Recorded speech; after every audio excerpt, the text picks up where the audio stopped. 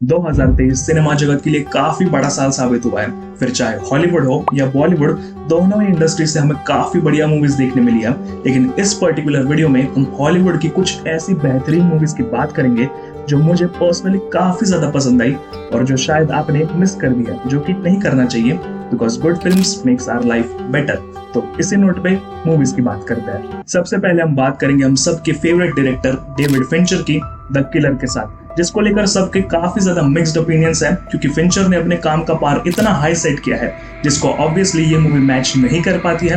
लेकिन फिर भी अगर तुम इसे एक स्टैंड अलोन मूवी की तरह देखो, it's still really good. The killer, जिसे माइकल फैसबेंडर ने प्ले किया है, एक कोल्ड ब्लडेड, आइसोलेटेड और बहुत ही ज्यादा पॉइंट प्रिसाइज काम करने वाला आदमी है, जो अपना काम इतनी बारीकी से करता है कि किसी को कानो कान खबर नहीं है कि ये बंदा एग्जिस्ट भी करता है। लेकिन क्योंकि यह भी तो इंसान, तो इससे भी गलती हो जाती है।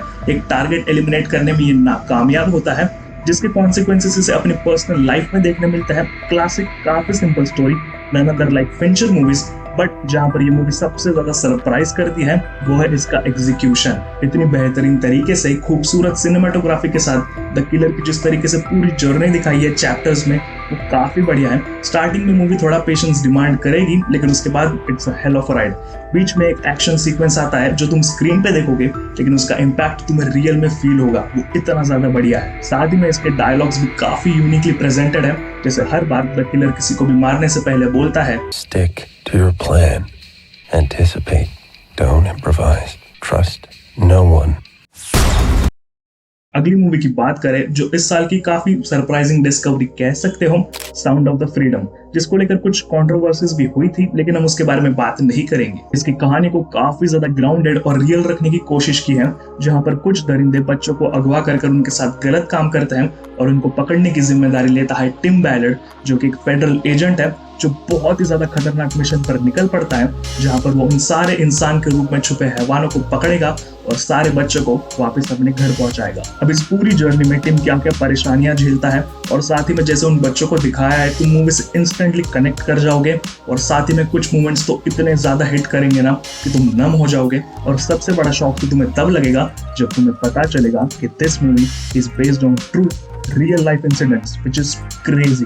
साथ ही में मूवी का वो स्पेनिश मेक्सिकन म्यूजिक काफी बढ़िया है, और अगर तुम इस मूवी को देखकर कुछ ज्यादा इमोशनल हो जाते हो और उसे कवर अप करने के लिए तुम्हें कुछ मारधाड़ एक्शन देखना है, तो अगली मूवी तुम्हारे लिए। द कॉवेनेंट एक प्रॉपर एक्शन वॉर मूवी, जिसे देखकर तुम शायद फिर से इमोशनल हो जाओगे, क्योंकि इसकी कहानी ही ऐसी है। जब यूएसए और अफगानिस्तान के बीच में वॉर चल रहा था, तब अफगान इंटरप्रेटर्स यूएस आर्मी की मदद करते थे लोकल्स वगैरह से डील करने में, जिनके बदले में उन्हें प्रोटेक्शन मिलता था और साथ ही में शायद यूएसए के वीजा भी। तो इसी वॉर के बीच में हमारे सार्जेंट जॉन किनली, जिसे जेक जिलेनहॉल ने प्ले किया है, बहुत ही बुरी तरीके से इंजर्ड हो जाते हैं और फंस जाते हैं, जिसकी मदद करता है उन्हीं की टीम का अफगान इंटरप्रेटर अहमद, जो बिना अपनी जान की परवाह किए, बिना सही गलत देखे, जॉन किनली को वापस सही सलामत अपने परिवार के पास अपने घर पहुंचाता है। लेकिन जॉन बिग जॉन, उसे वो चीज अंदर से खा रही होती है कि वो सही सलामत अपने परिवार के साथ है, लेकिन वहां पर अफगानिस्तान में अहमद और उसका परिवार अपनी जान की बाजी लगा रहा है, क्योंकि वो तालिबान के वांटेड लिस्ट पर आ चुका है। तो अब जॉन की बारी है अहमद को मदद करने की, जिसके बीच में हमें होमलैंडर भी देखने मिलता है, हमारे एंथनी स्टार, जो काफी छोटे रोल के लिए है, लेकिन देखकर मजा आता है। साथ ही में मूवी काफी बढ़िया है, एक्शन वगैरह बहुत ही सही है, और जेक जिलेनहॉल ने एज ऑलवेज कमाल का काम किया है। ये इजीली इस साल की one of my favourite movie है, जिसे तुम भी लंबे टाइम तक नहीं भूल पाओगे। और भूलने से याद आया, क्या तुम्हें ब्लैकबेरी याद है? वही वर्ल्ड का फर्स्ट स्मार्टफोन, जिसके लिए लोग उस टाइम पर अपनी किडनियां बेचते थे। हाँ, उस टाइम पर, क्योंकि अगर शायद तुमने अभी तक नोटिस नहीं किया है, तो ये कंपनी बंद हो चुकी है। अब ऐसा कैसे हुआ, इसके पीछे की कहानी क्या है? जिस कंपनी ने एक टाइम पर स्मार्टफोन इंडस्ट्री में सबसे बड़ा रिवॉल्यूशन लाया था, वो एक दिन अचानक ही गायब हो गई।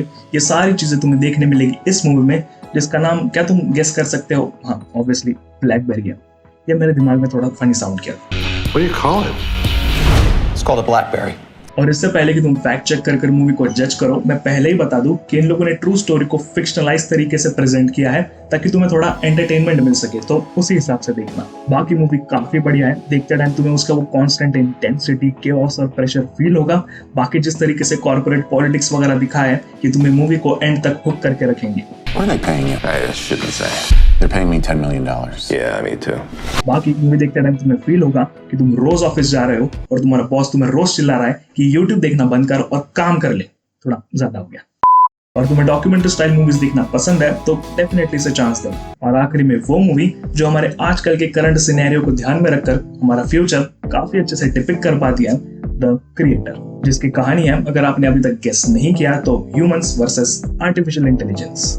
जहां एआई डेवलपमेंट के स्टार्टिंग के फेज में तो चीजें काफी अच्छी चल रही होती है, ह्यूमंस और रोबोट्स दोनों मिलकर रह रहे होते हैं, लेकिन एलिजेडली एआई की वजह से काफी बड़ा न्यूक्लियर डिजास्टर होता है जिसमें काफी सारे लोग अनअलाइव हो जाते हैं और फिर गवर्नमेंट पूरे एआई पर बैन लगा देती है और एक एक करके हर एक एआई रोबोट को खत्म करने का आदेश देती है, जो कि लिटरली होमो सेपियंस बन ही चुके थे। लेकिन कहानी इतनी सिंपल होती तो वो मजा कहाँ। द क्रिएटर, जिसने एआई को डेवलप किया है, जिसे मूवी में निर्माता कहा गया है, उसने एक ऐसा वेपन डेवलप किया है जो कि एक छोटे बच्चे के रूप में है, जो कि पूरे मैनकाइंड को खत्म करने की ताकत रखता है। अब इसके साथ आगे मूवी में क्या क्या होता है ये तो तुम मूवी में देख कर जा रहे हो। द क्रिएटर मूवी सिर्फ हमें वॉर नहीं दिखाती है, बल्कि एक लेवल ऊपर जाके हमें डीपली इमोशंस कन्वे करती है, जहाँ पर उन रोबोट्स को जब कुछ नुकसान होता है तो मैं लिटरली उन पर दया आती है। और ये मूवी कुछ $80 मिलियन में बनी है, यानी कुछ 600-650 करोड़ रुपए, जिसके हिसाब से इसकी सिनेमेटोग्राफी, वीएफएक्स और सीजीआई बहुत ही ज्यादा गजब के हैं, not like other Indian movies. और साथ ही में ये मूवी इस पर भी ध्यान देती है